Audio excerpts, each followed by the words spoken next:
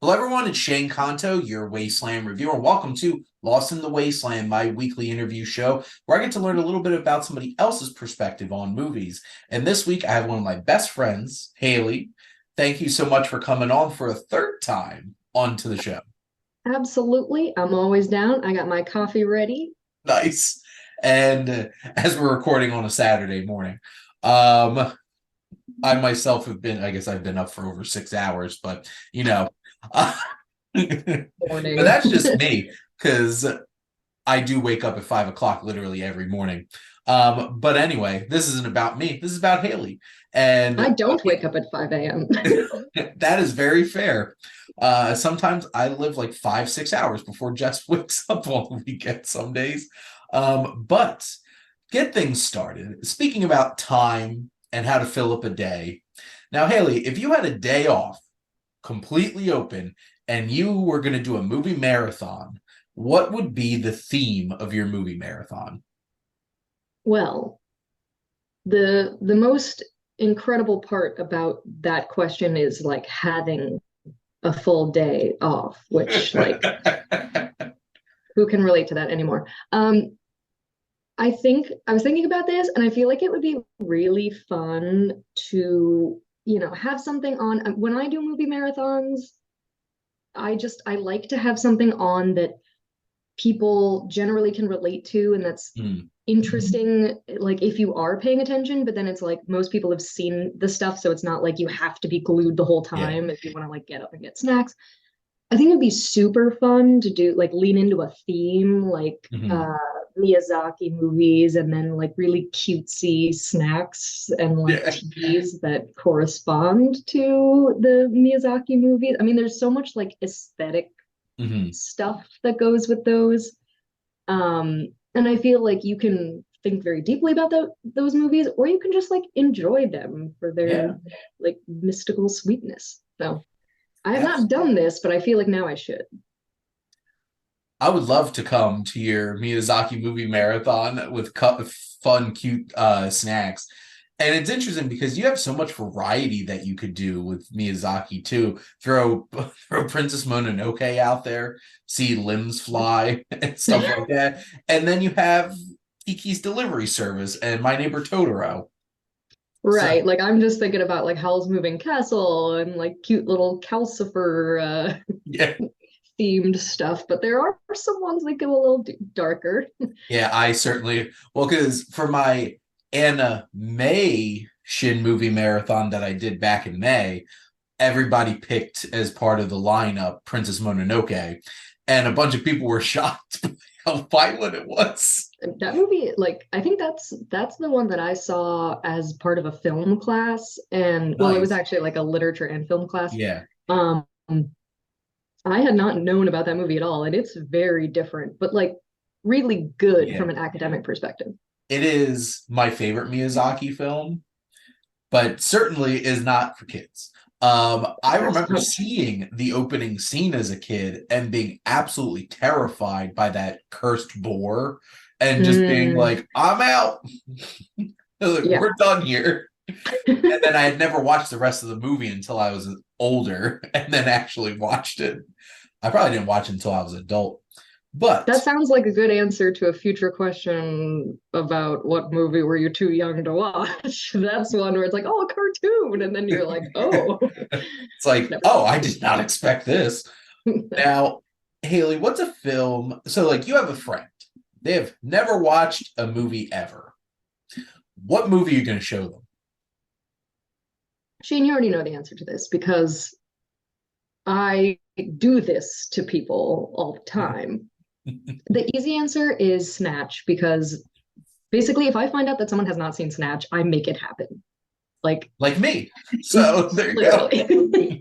I'm like, you know what? I cannot like we need to stop right here and just make this happen. But I would say a couple other movies that I've done that for are True Grit, which it's like totally different, but I just Yeah. love that movie and I just think it's a masterpiece and that people should have to watch it. And then Yes. Rango, which I also will literally never get tired of. I will watch that movie. Like I could watch it every year and just never get sick of it. just one of those movies that it's fun. People usually didn't go to see it because they thought it was a kids movie. It is And it's not. certainly not.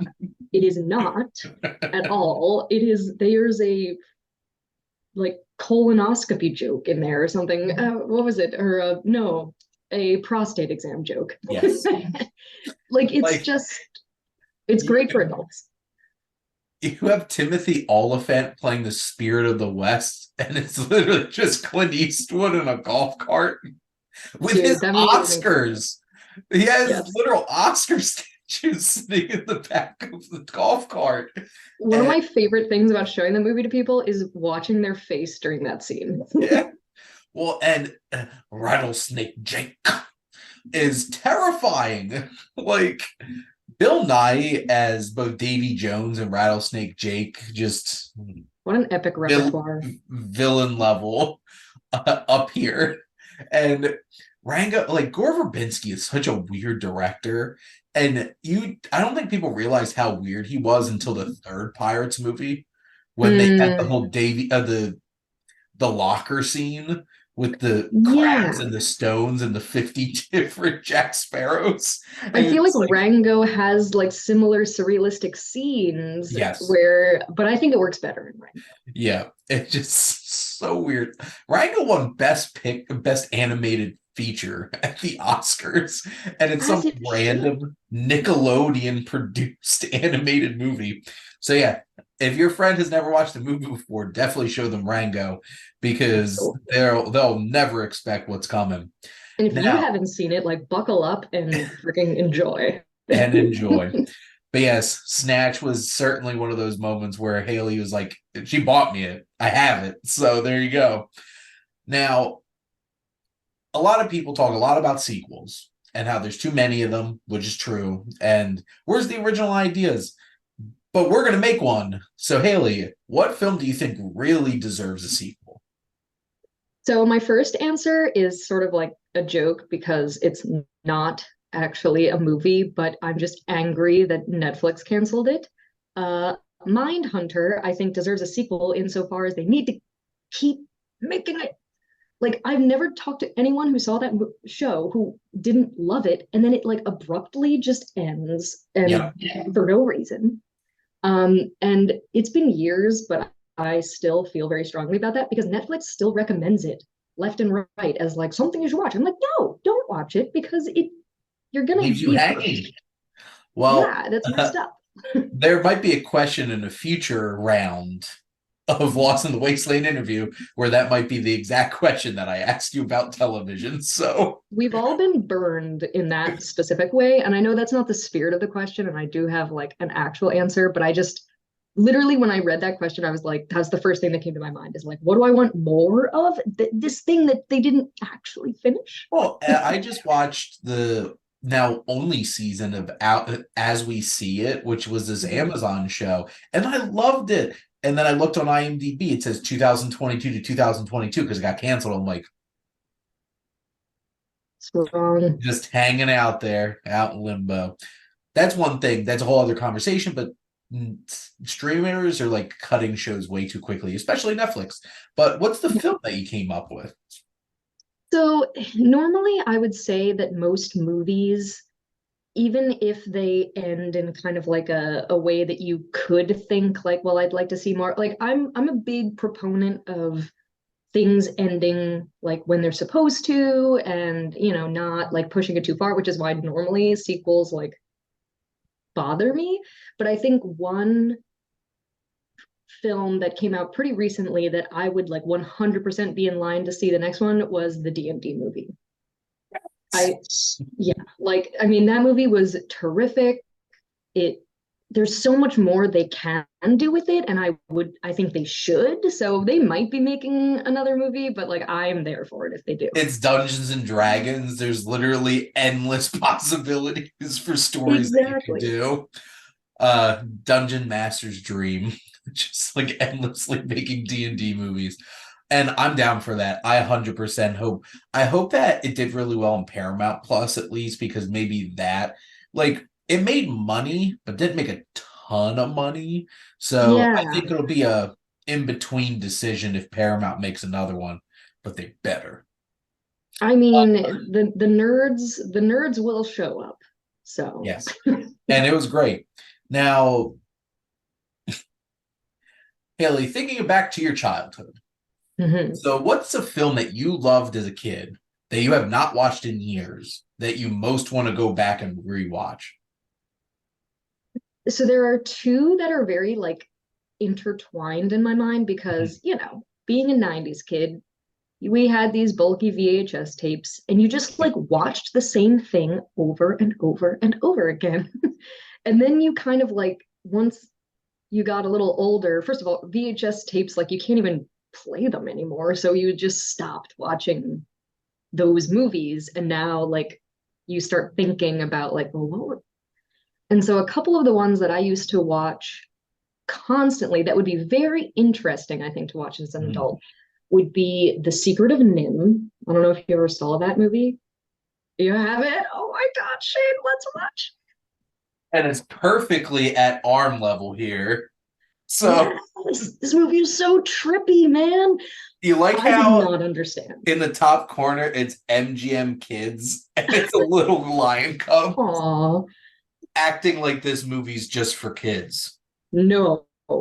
This is I don't think so. Like, that's a movie where I only ever watched it at an age where I could not appreciate what was happening. And now looking back on it, I'm like, there was a lot going on there. Like, that is a dystopian, like, Yeah. universe that they built with mice. I rewatched it this year for one of Oh my my goodness. podcasts for Scribe Magazine. It's a dark movie.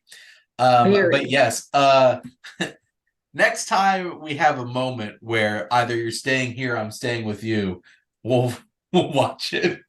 We really should, because I kind of, it's like one of those things where you're like, maybe this will explain like a little bit about why I am the way I am. Uh, but another movie that 100% explains why I am the way I am is Fern Gully. I I don't know if you've heard of that, or if you do you have that one too, Shane? trying to see. Everyone, if you've never heard of Fern Gully, it's about fairies in the woods, and the main villain is pollution. So, and Yes. I'm a vegetarian who drives a Prius. I haven't bought it yet, but it's on my Amazon to get list. But I did rewatch it as an adult. And Tim Curry as pollution is amazing. I did not realize that Tim Curry was the Hexus or whatever. Oh my God. Yes. Oh my God. So So I would love to those rewatch are that one too. those are both, if I'm not mistaken, they're both Don Bluth films. And Oh, like really? Don Bluth was like the purveyor of our childhood, That basically. man had an agenda. Because like just some of the films here. So The Secret of Nim, he made some video games. He made that Dragon's Lair like point and click video game, An American Tale, The Land Before Time, All He, Dogs Go to Heaven, oh Rockadoodle, yeah. Thumbelina, A Troll in Central Park, Anastasia, and Hmm, okay, I don't think he did Fern Gully, but like that was like that era of animation that's just like absolutely. we're not Disney and doing something different. Well, they did some great stuff, and I totally forgot about All Dogs Go to Heaven, but that is another one where I'm Mhm. like, oh yeah, I watched that movie, and again, kind of dark. Like it's about mortality and Yeah, it's wow, what a time what a it was time. growing up in the 90s watching animated movies. Well, one of my answers to that question is Troll in Central Park because I think I rented that so regularly from Wow Video in my town. And I just distinctly remember watching it so much as a kid, but don't remember a thing about it. So Yeah, I have to rewatch it eventually. yeah.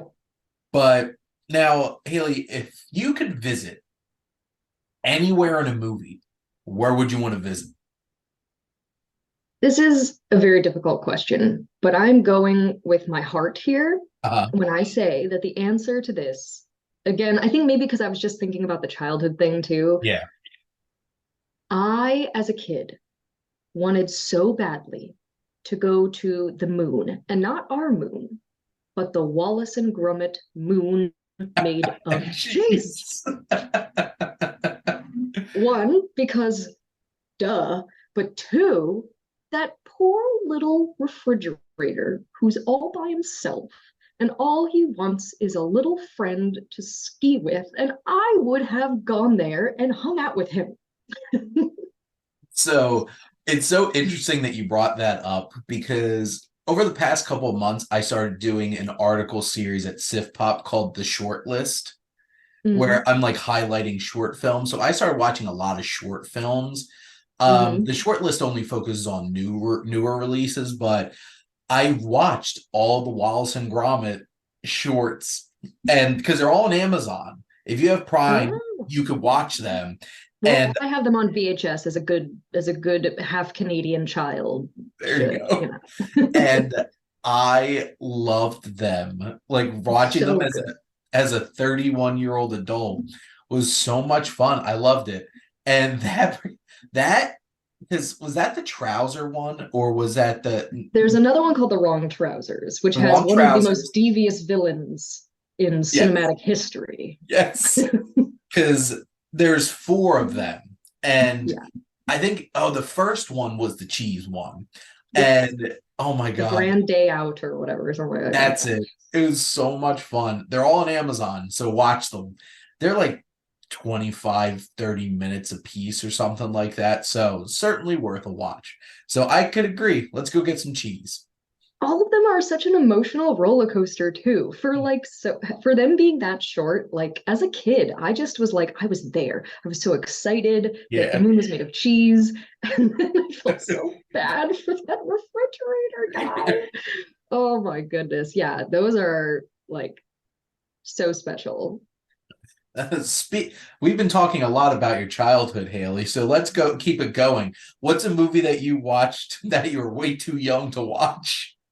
Okay, well, time to get dark because I well, so I wasn't like extremely young when I saw this movie, but I think that like any under like 18 years old is too young for Requiem for a Dream.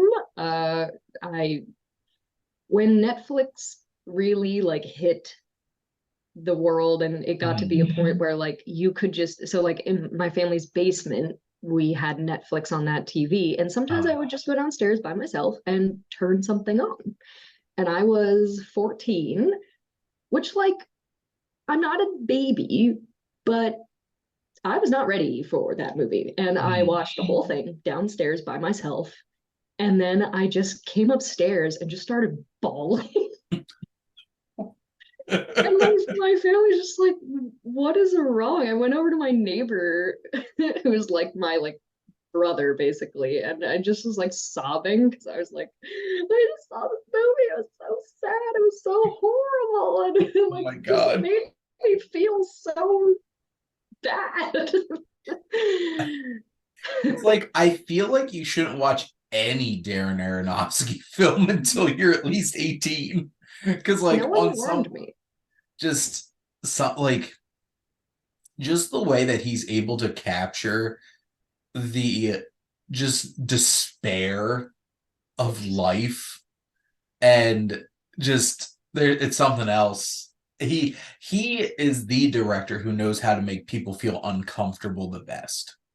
Like for sure. And so I think a thing that I remember feeling from that movie that I especially like didn't know what to do with was the person I felt the worst for was the mom Yep. who just wanted to be on TV. And I don't know what it was about how just like how sad that was, but you even at that age, like I knew people got into trouble with drugs. I knew people Yeah. got into trouble with bad relationships or, being, a woman going through puberty, like what all of that could entail, but nothing prepared me for like just this middle class sadness and just like patheticness of like Mhm. needing validation. It was awful. I was like, this poor woman, like this is so heartbreaking. Yeah, Ellen Bernstein deserved that Oscar that she got for that. That's Yeah. Yeah, yeah, it's yeah, yeah. rough. It's real rough. Yeah. We'll see if this we'll see if this next question lightens things up.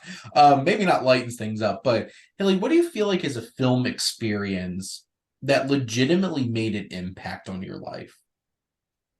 Yeah, so and I think a lot of people in the 90s would say this, but like the being like just old enough to even like watch The Matrix. Like I was Mm, still very young when I saw the first Matrix movie, but I really feel like that movie just intellectually like unlocked something in my mm, brain. Like I did not understand the possibility of alternate reality. It sort of like introduced me to something that I did not like until that point had not occurred to me at all.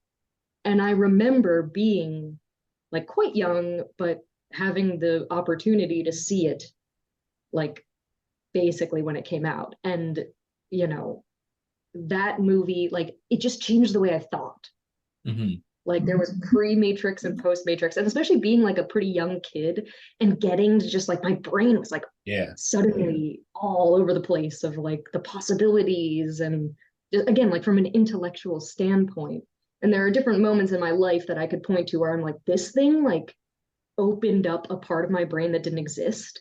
And the Matrix was one of those. But it was kind of cool being that young because I think it really got me interested in like all kinds of stuff like that really early.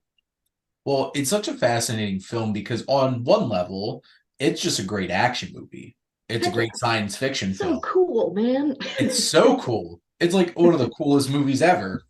And For then sure. you think so deeply and you can keep finding layers to it because like even the Wachowskis found the layers of like this was their trans allegory that helped them realize that like something wasn't right and they were living a life that wasn't theirs and they both transitioned years after this, and there's so much to process that's going on in this film, so many layers, and just everything's so iconic about it.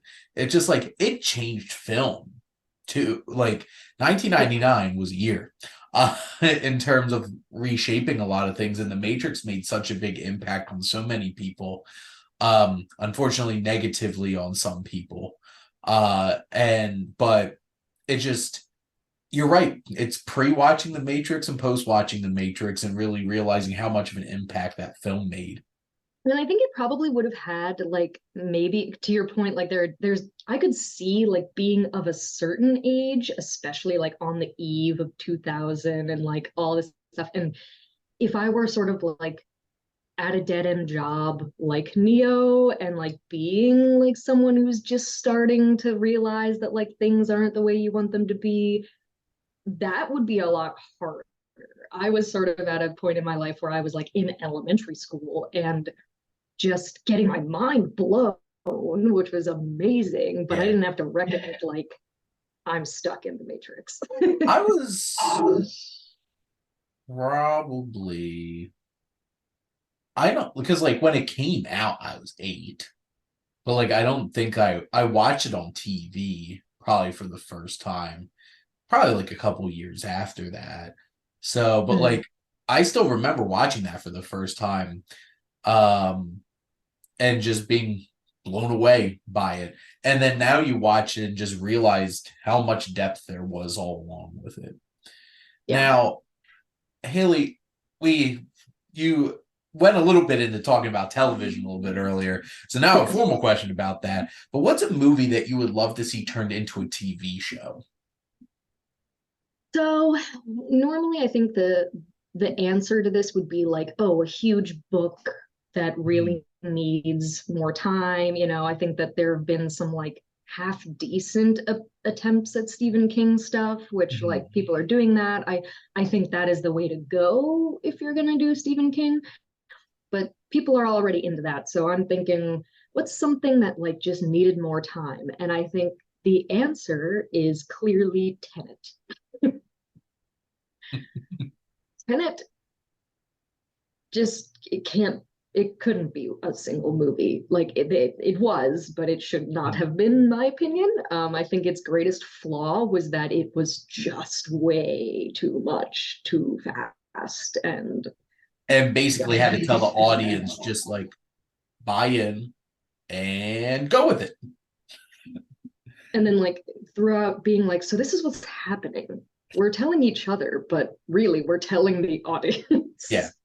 It it was a very, very ambitious film for Christopher Nolan.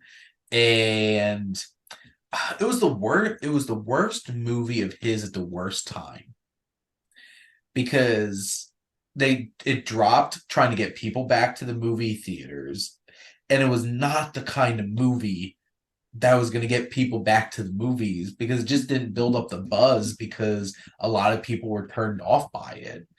Yeah. And like I'm just imagining it's like if something like Inception was the thing that was bringing people back to the movies, people would have went back to the movies. And Yeah. because like a couple months later, people went and started going back to movies, but it took a lot longer than they anticipated. But I just feel Yeah. like, and it was a whole entire mess. And then, Christopher Nolan leaves Warner Brothers because of a variety of things. But there's a lot of things I appreciate about Tenet. There's also some Mhm. things where I'm just like, bridge too far, Christopher Nolan. And don't you tell me that I don't need to understand it, just go along with it. Uh, you should be able to understand it on some level. And it would have been interesting if they were able to flesh that out more. And also because like he wanted to make a globe-trotting epic of a film, and they did a lot in that film, like a lot. That's the thing that kind of bothers me the most about it is they're all over the place. Like they are Yep. everywhere geographically, and that's fine. But it really is like there's so many things that are sort of disjointed and jarring about the whole experience. But that is one of the things where I'm like, if you just, I love the concept. I really do. I think Yeah. it's very cool, but I want I think it just needed more time. We needed to grow accustomed to the idea and then enjoy it too. Because by the Yeah. time you really know what's going on, you've already sat through like an hour and a half of movie, and then there's still a lot you don't understand until the very end, which is like all fine and good. But then you basically have to watch it again to like really even start to like grasp it. And I just think like with all the shows out there where I feel like they're just not doing enough with the time they've got, there's something that you could really like give it its time and like build it and build it and build it. But like at each stage, we are able to acclimate Mhm. to like what's happening and then move on to the next thing. So I feel like it would be a really good idea simply because I appreciate the concept and the audacity of the whole thing. I'm just like, it's too much at once. And, most people, I think, agree that, like, that just wasn't it. Also, Memento is one of my favorite movies of all time. And, like, you've already pulled off Memento. Like, you don't have to prove Yeah. anything about a time-based movie. Like, why? Well, that's an interesting choice. And I also appreciated that he brought up Stephen King because, we're going to get Dark Tower Saga, and it's going to be on Amazon from Mike Flanagan, and my body is ready. Yeah, so true. So I'm so excited for that because that's the thing. And I didn't even realize that the film that they made was a sequel to the books until I Oh, finished the books and then realized, oh, wait a minute. And then it made me want to rewatch the movie. no, I've never even seen the movie. See, I don't watch Stephen King movies except for obviously like The Shining, but Yeah. I really don't because it's like normally, I know I'm being that guy, but like the books just are, they're up here. I did watch it because I like horror movies. Yeah. And I wanted that experience, but I was disappointed, of course, because you always are. So Part yeah, but I one. think the show, that's the way to go. Because then you can really like pack in all that amazing character development that makes Stephen King's books amazing. Absolutely. Now, Haley, what's your favorite film romance? So, unpopular opinion time. Well, actually, I don't know if this is an unpopular opinion. I know people like don't like this movie, or some people don't. You know this about me though already. I generally don't like romance movies because I think they create like an unrealistic expectation for what life is going to be like. Hmm. But my exception is Moonrise Kingdom. I think a lot of people think the movie's creepy. They think it's like awkward. I love the awkwardness of it.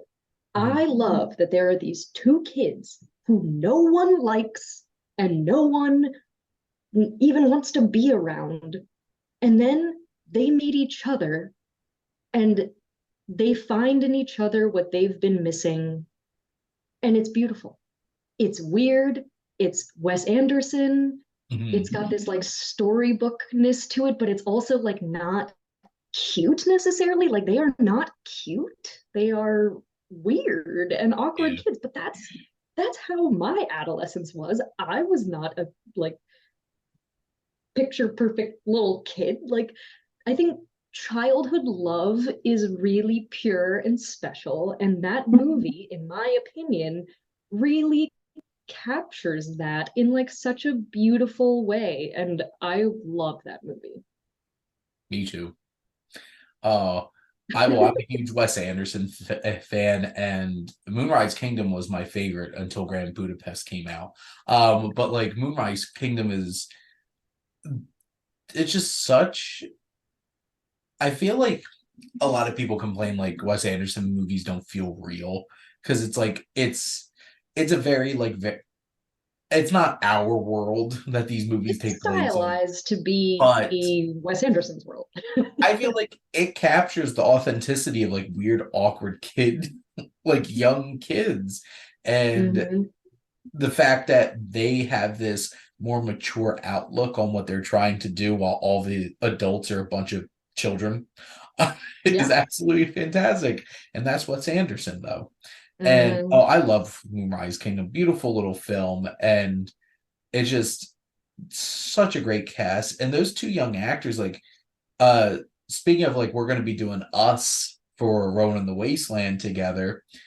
The girls in Us, she's the daughters of Oh, the right. of The Elizabeth friend. Moss. Yeah. Yeah. And Yeah. Yeah. Yeah. like I've seen her popping into stuff, and I think the young actor who plays the boy is popping up in some stuff recently too. But like they're so weird and perfect with each other. And yeah, it's weird, it's awkward because it should be.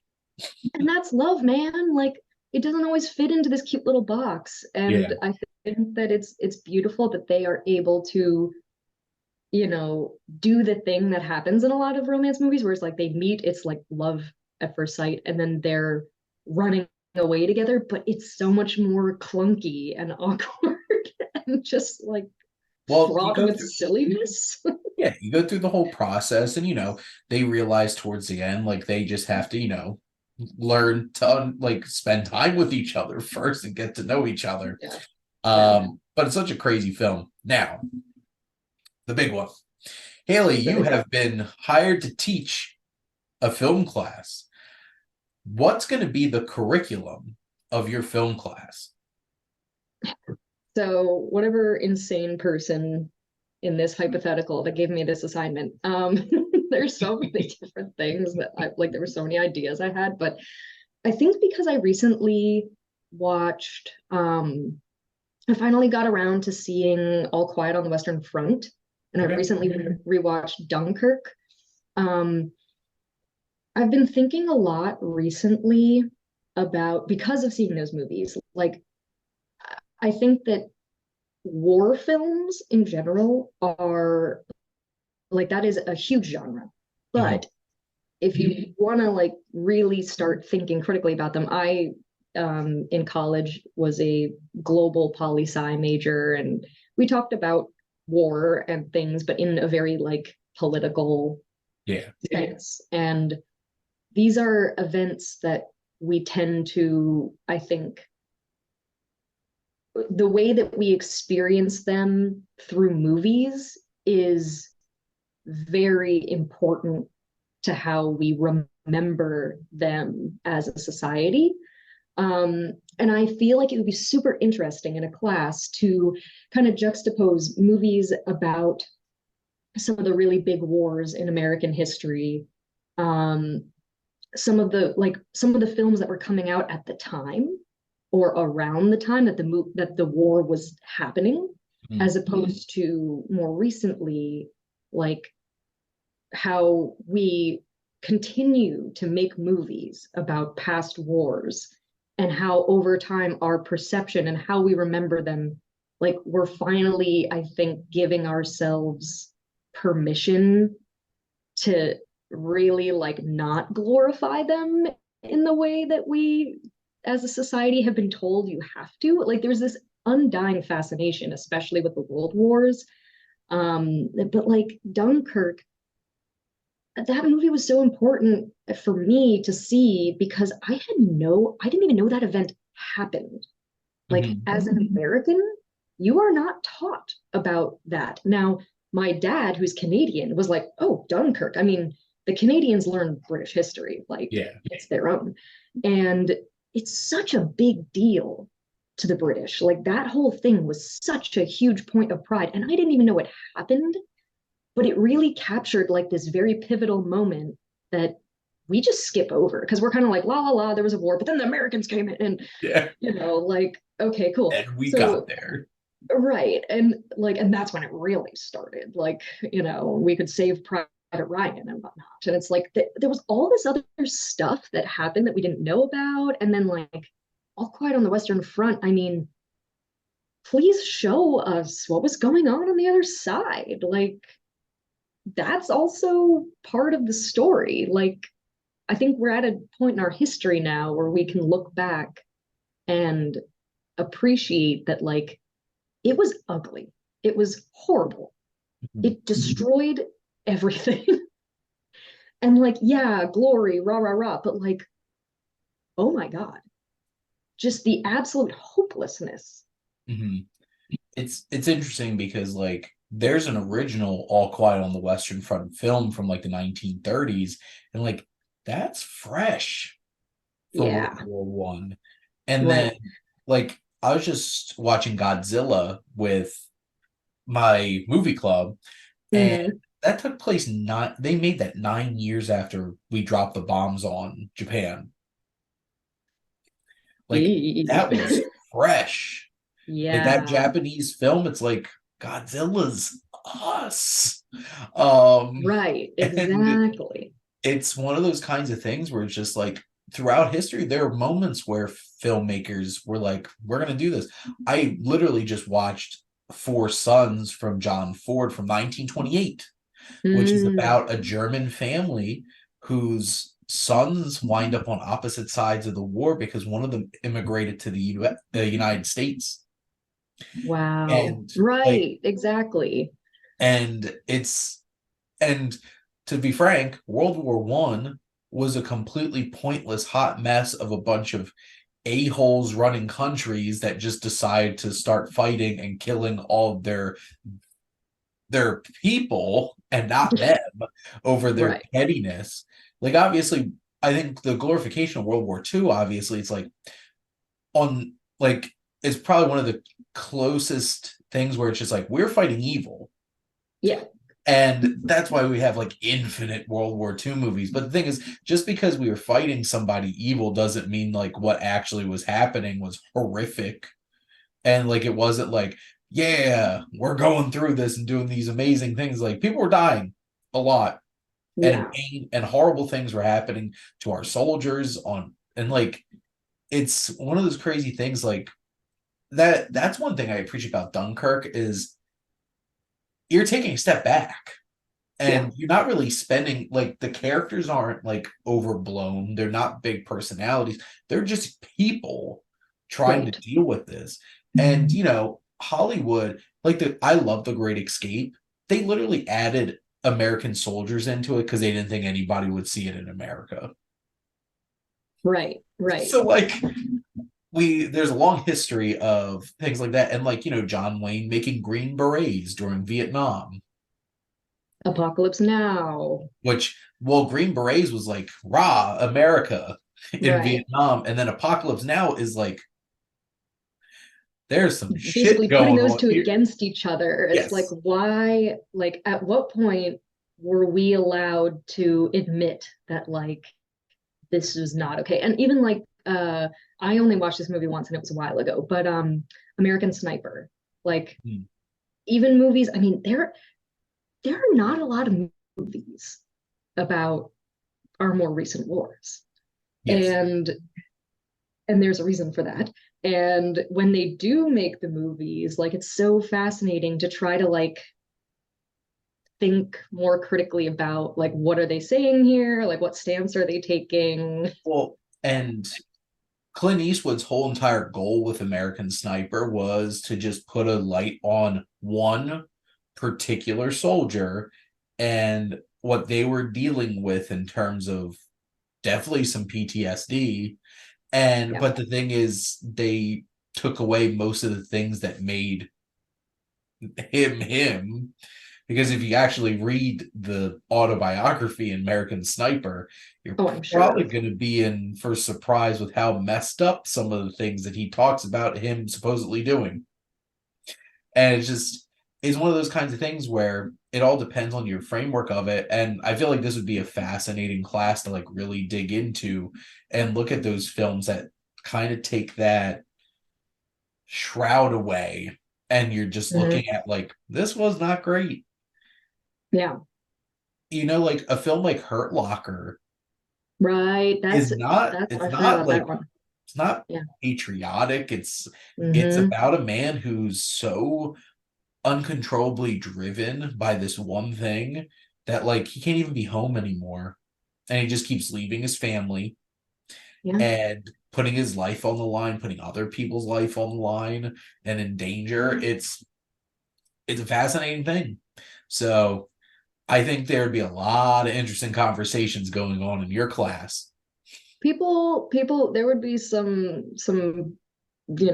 tough conversations around it, but I also feel like it is so interesting, especially to me from like just a purely like cultural and Yeah. political lens, to understand where we are as a society in relationship with war at any given time. Because I do think that the movies we release are indicative of how like the appetite that the society has at any given time for really like coming to terms with what war is, and also what war is like at any given time. Because again, like these grand scenes of huge like groups of people that you would see in World War I or World War II, that's not how war is anymore. And I do think that like these attempts to follow specific individuals is probably a result of like so much of our war now is like it's not huge armies marching, it's Mm-mm. a lot of just like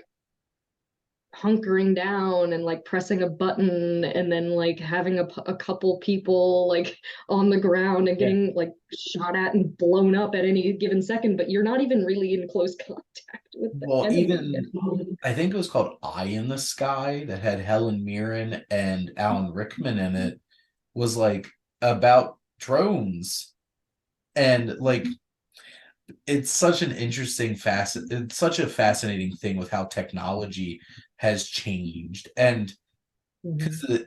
the US hasn't really been in a war with a country in a long time. Yeah. It's about finding cells and specific groups who might happen to be in a country and then how are you supposed to find them? And a lot of it's like black ops kinds of things and special forces and like watching Hmm. Zero Dark 30. Right. Like it wasn't like we sent our armies outside of that building to get Osama bin Laden. They sent in a strike force Right. and just like you go in, group of like 12 of you, Yeah. including Chris Pratt, which I always think is really interesting watching that movie. It's like, wait, what? But it's a fascinating idea. So I'm sure we'll definitely talk more about that at some point in the future on here. But how I always like to wrap up this show is I let my guest ask me a question. So, what would you like to ask the Wasteland Reviewer, Haley? Well, I know that it's kind of a cheap thing, but I was enjoying, so like the questions that you asked, I feel like the one that I found to be like just so interesting and I couldn't stop thinking about it. And so I wanted to know what your thought on it is the film that made an impact on you? Because I feel like that is such a deep question that got me thinking about like what what movie made me love movies. So I guess that's kind of like that's really the spin on the question. Like, what movie do you remember watching that made you fall in love with movies? It's interesting because growing up, I always watched movies, even when I was a little kid. And I feel like sitting in a theater, and this might be why they're still my favorite films, but sitting in a theater and watching Lord of the Rings and just seeing the possibilities of what Mm. movies could be. Mm-hmm. And because it's like when I was young, what movies do I distinctly remember really making an impact on me? Were Lord of the Rings films, Rocky, Mm-hmm. Indiana Jones, and Star Wars. It's like Mm-hmm. those things I watched growing up. And Lord of the Rings, I've watched them so many times over time, but like every time I watch them, I'm still in awe. Like somebody made this. Yeah. Hundreds of people made this. Thousands of people came together and made this happen. And sure, there's films that have had a deeper, like personal, emotional hit on me. Like I think I had like this strange moment watching Logan in a theater and Mm. realizing, as those who are actually watching and looking what I look like at this moment, realizing like something about my life came full circle watching that movie. But because like sitting in the theater, if you've seen Logan, you know there's a particular film they watch in the movie for briefly, and they utilize that film as a framework for some of the plot, and that is Shane. And I'm named after that movie. I didn't And know you were named after that movie. yes, and sitting I didn't there know. having been so moved and impacted by the X-Men movies and specifically Wolverine for the better part of my life, I'm like, what the hell's happening? And it was just such a strange moment in the theater. But and that was one of the few times I've actually cried at a in the movie theater was watching the end of Logan. But Lord of the Rings just I just distinctly remember sitting like my seeing Fellowship in the theater was such a hot mess of a story that like mostly I remember the fact that I left an hour left in the movie because my aunt didn't check the time and we had places we had to be. She didn't check that it was a 3 hour movie.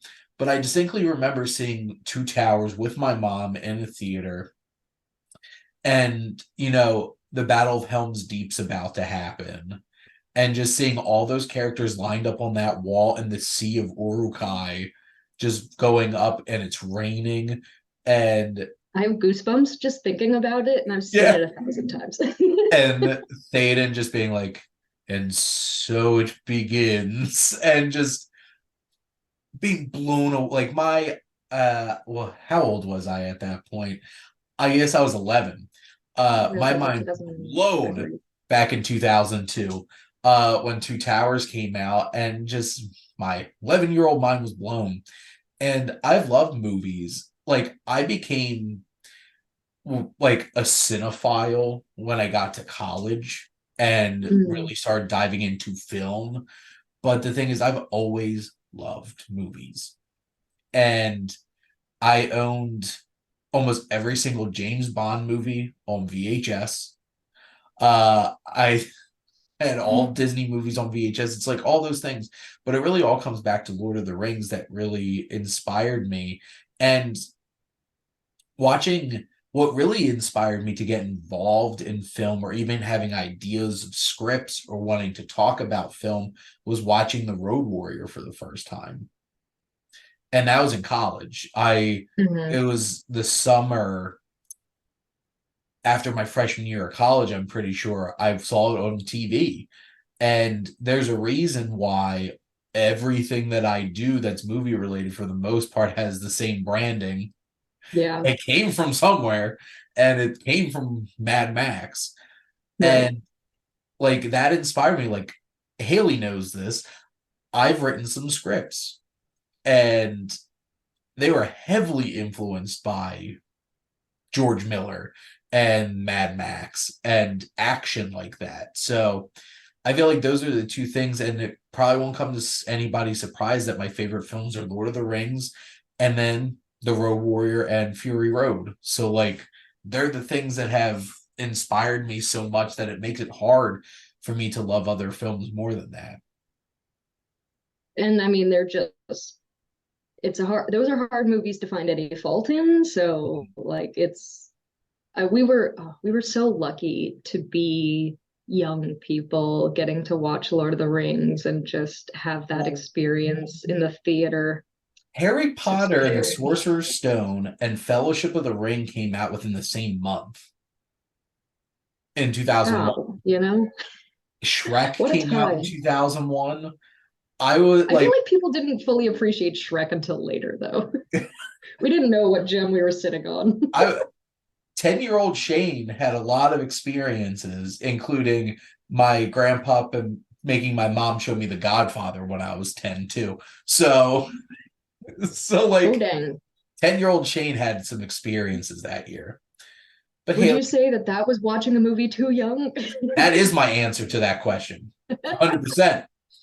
And my mom covered my eyes when Apollonia's breasts were shown, but boy did I watch Sonny get lit up. That's part of it, man. That's exactly how it be. That's America in a nutshell. Nothing is more American than the statement that I just said.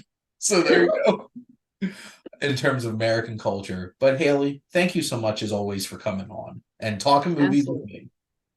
It's always a pleasure, and I can't wait to see what we talk about next. Absolutely. And thank all of you out there for always tuning in and supporting your Wasteland Reviewer.